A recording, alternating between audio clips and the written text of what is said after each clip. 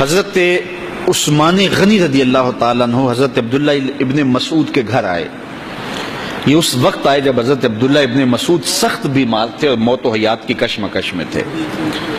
تو انہوں نے ان کا حال پوچھا. جب واپس پلٹنے لگے تو اشرفیوں کی 2 تھیلیاں حضرت عثمان غنی نے حضرت عبداللہ ابن مسعود کو دی.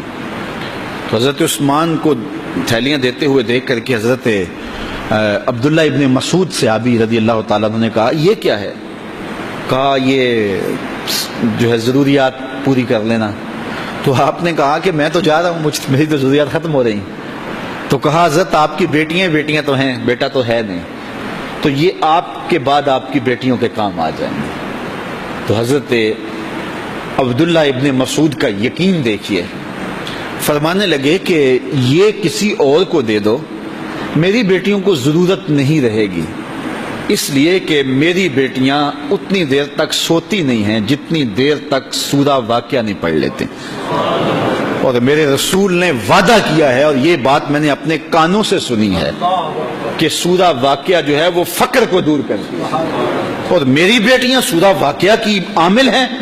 تو کہا کہ یہ پریشانی مجھے تو نہیں ہونی چاہیے کہ میرے بعد میری بیٹیوں کو رزق کہاں سے ملے گا جب ان کے پاس سورہ واقعہ موجود ہے. کہا یہ اٹھا لو اور جا کے اس کو دو جس کے پاس سورہ واقعہ نہیں ہے. تو روز سورہ واقعہ پڑھو, روز سورہ واقعہ پڑھو, تو دیکھنا رزق کے دروازے کیسے کھلتے ہیں. میں جب بھی گیا ہوں اور اب بھی, کیونکہ میرے تو اتنے اخراجات نہیں, سادہ سی زندگی ہے, لیکن جامعہ کے حوالے سے ایک مسئلہ ہے, تو جب کبھی ایسا ہوتا ہے تو میں بچوں کو بٹھا کہتا ہوں سورہ واقعہ پڑھو, اور خود سورہ واقعہ پھر معمول بنا لیتا ہوں, تو پھر اللہ ایسی جانب سے رزق دے دیتا ہے کہ پتہ بھی نہیں ہوتا. تو سورہ واقعہ معمول رکھو. آخری بات, اور وہ حضرت سہل بن سعد الساعدی رضی اللہ تعالی عنہ کی مرویات سے ہے. شکا رجل الی رسول اللہ دیک المعیشۃ والفقر. ایک شخص حضور کی خدمت میں حاضر ہوا, کہا حضور تنگ دست بڑا ہوں, کثیر العیال ہوں, بچے زیادہ ہیں, ذرائع آمدنی تھوڑے ہیں, میرے لیے کوئی نسخہ ارشاد فرمائیے. تو آقا کریم نے اس کو کیا نسخہ دیا؟ یہ سب سے آسان نسخہ, اذا دخلت الدار فسلم علیہ. جب گھر جائے تو گھر والوں کو السلام علیکم کہا کرو, جو ہی گھر میں داخل ہو السلام علیکم, اور اس کے بعد ایک مرتبہ سورہ اخلاص پڑھ دیا کرو, قل هو اللہ احد.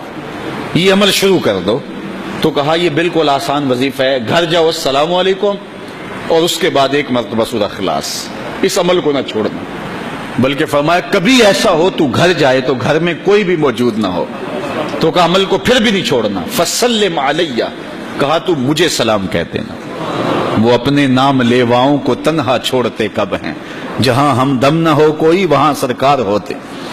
کہا کہ جب کوئی نہ ہو گھر میں تو کہا عمل نہیں چھوڑنا, پھر مجھے سلام کہنا اور پھر ایک مرتبہ سورہ اخلاص پڑھ دینا.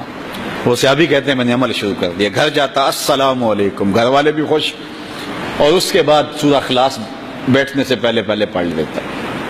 اور اگر گھر میں کوئی نہ ہوتا پھر تو مجھے چاہ چڑھ جاتے, پھر میں یا نبی سلام علیکہ پڑھتا, پھر حضور کی بارگاہ میں سلام پیش کرتا.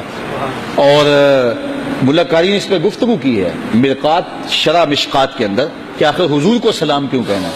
انہوں نے جو لفظ کہے ہیں لفظ سنیے, وہ کہتے ہیں لِأَنَّا رُوحَهُ عَلَيْهِ السلام موجود فی بیوت المسلمین, اس لیے کہ آقا کی روح مومنوں کے گھروں کے اندر فیض بانٹ رہی ہوتی. تو کہا پھر مجھے سلام کہہ دینا. وہ کہتے ہیں میں جاتا اور حضور کو سلام کہہ دیتا اور اس کے بعد سورہ اخلاص پڑھ دیتا. پھر ہوا کیا, اللہ اکبر. ہمارے استاد کہتے تھے اگر کسی کے اندر حسد ہوگا تو وہ یہ عمل نہیں کر سکتا, حسد نہیں ہے تو وہ عمل شروع آج ہی کر دے. وہ کہتے ہیں حتی افاد اللہ جیرانہ, اس عمل کی برکت سے میں نے تو امیر ہونا ہی ہونا تھا, میرے ہمسائے بھی امیر ہو گئے.